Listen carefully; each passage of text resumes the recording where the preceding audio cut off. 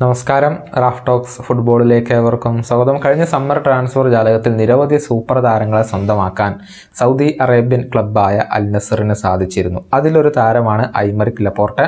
നമുക്കറിയാം, മാഞ്ചസ്റ്റർ സിറ്റിയിൽ നിന്നായിരുന്നു ഈ ഒരു സ്പാനിഷ് ഡിഫൻഡറെ അൽ നസർ സ്വന്തമാക്കിയിട്ടുള്ളത്.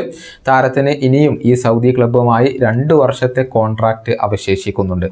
ഒരു വർഷം 25 മില്യൺ യൂറോയാണ് ഇദ്ദേഹത്തിന് സാലറി ആയിക്കൊണ്ട് ലഭിക്കുന്നത്.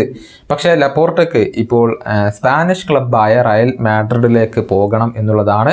അതിനു വേണ്ടി ഇപ്പോൾ താരവും ശ്രമങ്ങൾ തുടങ്ങിയിട്ടുണ്ട്.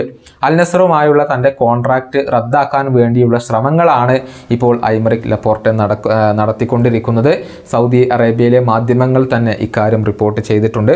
നിലവിലൊരു സെൻറ്റർ ബാക്കിനെ റയലിന് ആവശ്യമുണ്ട്. എന്തെന്നാൽ നാച്ചോ ക്ലബ്ബ് വിട്ടിട്ടുണ്ട്.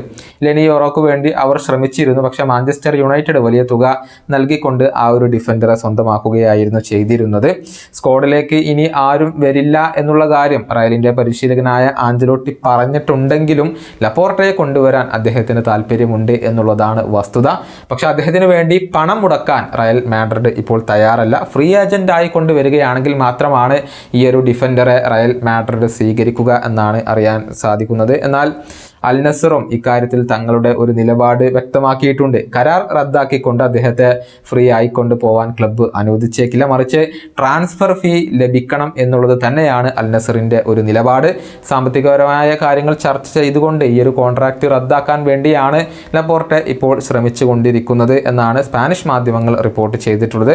ഏതായാലും ഇതുമായി ബന്ധപ്പെട്ട ചർച്ചകൾ പുരോഗമിക്കുകയാണ്. ഫ്രീ ഏജന്റ് ആയിക്കൊണ്ട് താരത്തിന് റയലിലേക്ക് എത്താൻ കഴിയുമോ എന്നുള്ളതൊക്കെ കാത്തിരുന്നു കാണേണ്ട കാര്യമാണ്. ഈ വീഡിയോയുടെ അവസാനിപ്പിക്കുന്നു. മറ്റൊരു വീണ്ടും കാണാം.